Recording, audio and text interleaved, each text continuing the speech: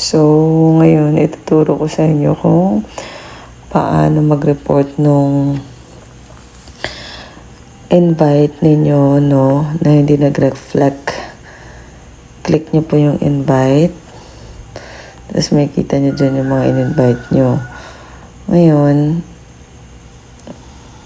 nakikita mo dyan, no, pag wala dyan yung na-invite mo, punta tayo sa back natin. Punta tayo dito sa help. Ngayon, pag nasa help ka na, may makikita ka sa baba, message feedback. And then, i-click nyo yung consult.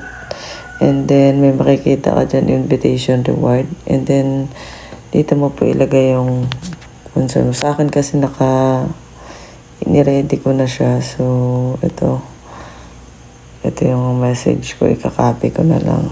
Kasi ito yung ginawa ko kanina. Sample lang natin to. Ayan.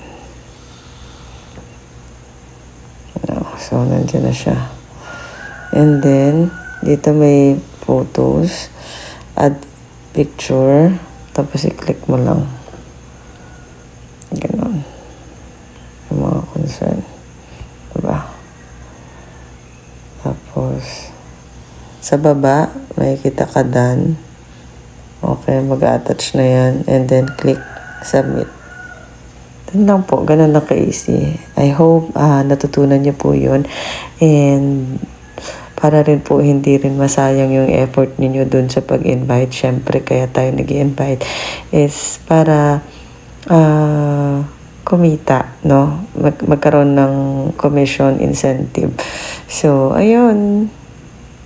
Guys, thank you. Enjoy po live.